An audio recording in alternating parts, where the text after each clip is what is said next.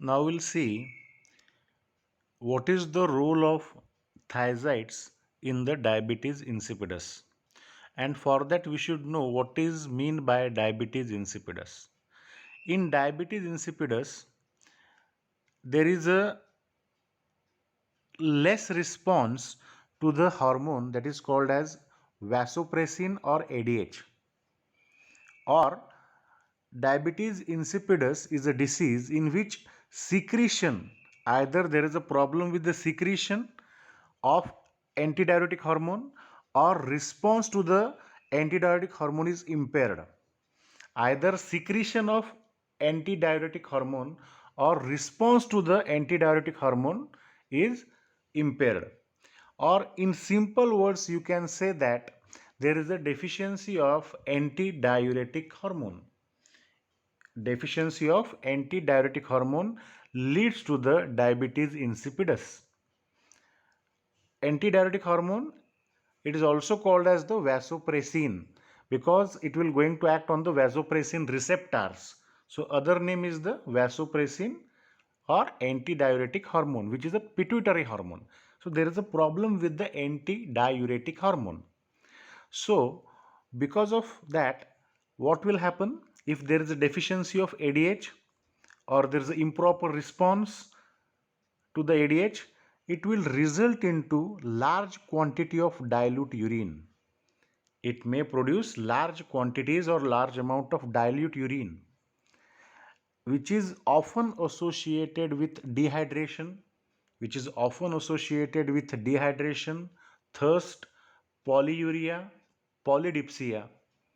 All these are the symptoms in diabetes insipidus, right? Deficiency of antidiuretic hormone that may lead to production of large amount of dilute urine, which is often associated with dehydration, polydipsia, polyuria and thirst. So underlying defect in the nephrogenic diabetes insipidus is resistance to antidiuretic hormone. It shows resistance to the antidiuretic hormone. Or in simple words, you can remember there is a deficiency of antidiuretic hormone. Now, what is the action of antidiuretic hormone on kidney? What does it do physiologically? Normally or physiologically, this antidiuretic hormone, what does it do? It will going to act on the vasopressin receptor. It will going to act on the vasopressin receptor first, right? So that it will going to stimulate the enzyme that is called as adenylyl cyclase, and that's why it will increase the concentration of cyclic AMP, right? Physiologically, antidiuretic hormone ADH, it will going to act on the which receptor? Vasopressin receptor or V2 receptor, and it will going to stimulate the enzyme that is called as adenylyl cyclase, and that's how it increases the concentration of cyclic AMP, which is a secondary messenger. And because there is increased concentration of cyclic AMP, there is enhanced expression of aquaporins, which is present on the apical membrane of the collecting duct. Where it is present? Apical membrane of the collecting duct, aquaporins. Now these aquaporins, what is the function of these aquaporins? We'll see. Normally, collecting ducts are impermeable to water. Normally, collecting ducts are impermeable to water, but with the help of these aquaporins, with the help of these aquaporins, or aquaporins are responsible for enhanced absorption of water from the collecting duct. It increases water reabsorption from the collecting duct. Now, this is what is actually happens, pictorial representation that we have just said. Now please concentrate over here. What is the action of ADH? What is the action of antidiuretic hormone on the kidney? This is the lumen of the collecting duct. This is the vasopressin receptor, V2 receptor or vasopressin receptor. So, this antidiuretic hormone ADH exert its action on the vasopressin receptor. It will going to acts on this vasopressin receptor and stimulates the enzyme adenylyl cyclase, and that's why it will increase the cyclic AMP concentration. It will increase the cyclic AMP concentration. So this increase in cyclic AMP concentration, what does it do? It will enhance expression.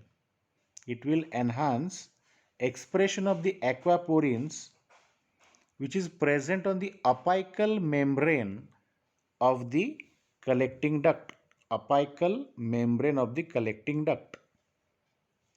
Normally, collecting ducts are impermeable to water.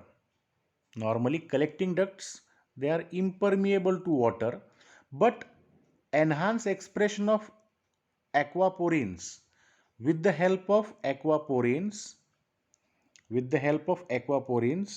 or aquaporins are responsible for enhanced absorption of water, from the collecting duct, right? This is what is happens normally. But what happens after that? After the action of ADH is over, now this action of ADH is over, this cyclic AMP is broken down into the inactive metabolites with the help of enzyme phosphodiesterase. After the action of antidiuretic hormone is over, the cyclic AMP which is increased, it is broken down by the enzyme phosphodiesterase. Right? Now this is the normal phenomenon that occurs normally in your body when the action of ADH is there, or there is no deficiency of antidiuretic hormone. It is working very well on the kidneys and everything is fine. But whenever there is a diabetes insipidus, whenever there is no action of ADH on the vasopressin receptors, or deficiency of antidiuretic hormone, there is a problem with the secretion of the antidiuretic hormone. So what happens then, we'll discuss. Now, what does this thiazides do in diabetes insipidus? This thiazides plays very important role in the diabetes insipidus by inhibiting phosphodiesterase enzyme. It inhibits the phosphodiesterase enzyme and indirectly increases the concentration of cyclic AMP. Not directly. Not directly means not by acting on the vasopressin receptor, not by stimulating the adenylyl cyclase enzyme and then cyclic AMP. But what does it do? It will inhibit the phosphodiesterase enzyme here. If you can't remember, this is the phosphodiesterase enzyme. Right? This phosphodiesterase enzyme. So this thiazide, what does it do? This thiazide will inhibit phosphodiesterase enzyme so that what happens? It increases the concentration of cyclic AMP, and the cyclic AMP is responsible for enhanced expression of the aquaporins on the apical membrane of the collecting duct, so that it will increase the water reabsorption from the collecting duct, and that will decrease the polyuria.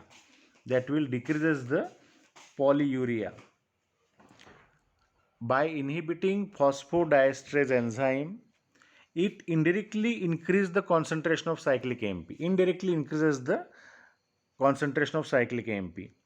Even when the ADH is not able to generate cyclic AMP directly. ADH is not able to generate cyclic AMP directly means ADH deficiency is there in diabetes insipidus, right? But still there is increase in the cyclic AMP concentration by inhibiting phosphodiesterase enzyme. This leads to increased expression of aquaporins on the collecting duct and more absorption of water that decreases the polyuria. That decreases the polyuria. Now the second mechanism. Thiazides in diabetes insipidus. By their natriuretic action, thiazides can cause plasma volume depletion. It decreases the or depletion of the plasma volume. It leads to compensatory, it's not compulsory, it's a compensatory increase in NaCl reabsorption or sodium and water reabsorption from the proximal tubule, and thus reduces the polyuria and polydipsia. What they are saying? By their natriuretic action, thiazide produces natriuresis. Thiazide can cause plasma volume depletion because of natriuresis. There is a depletion of the plasma volume, and that may lead to compensatory increase in the sodium and water reabsorption from the proximal tubule, so that it decreases the polyuria and polydipsia. Now, last mechanism. Thiazide reduces the dilution of urine. How come it reduces the dilution of urine? By inhibiting the early distal tubule. Salt reabsorption means sodium reabsorption in early distal tubule. And because of that, urine becomes hypertonic. That reduces the plasma osmolarity. That will reduces the thirst, reduces the water intake, and that will reduce the polydipsia. Means what they are trying to say, thiazides reduce dilution of urine by preventing the absorption of salt from the early distal tubule. Now in the early distal tubule, NaCl is absorbed without water, leaving the free water behind in the tubular fluid. But in diabetes insipidus, since ADH cannot promote water reabsorption, this free water is excreted. Thiazides prevent the NaCl absorption in the distal tubule, causing more NaCl to be excreted, thus reducing the dilution of the excreted urine, and that prevent the risk of hypernatremia also. So, in simple words, we can say that paradoxical action of thiazides, that means they reduce the glomerular filtration and thus they reduce the urine output in patients with diabetes insipidus. They reduce glomerular filtration and hence they reduce the urine output in patients with diabetes insipidus. Such patients do not respond to the antidiuretic hormone and excrete large quantity of dilute urine. Thiazide helps by reducing GFR and positive free water clearance. It reduces the glomerular filtration rate and positive free water clearance.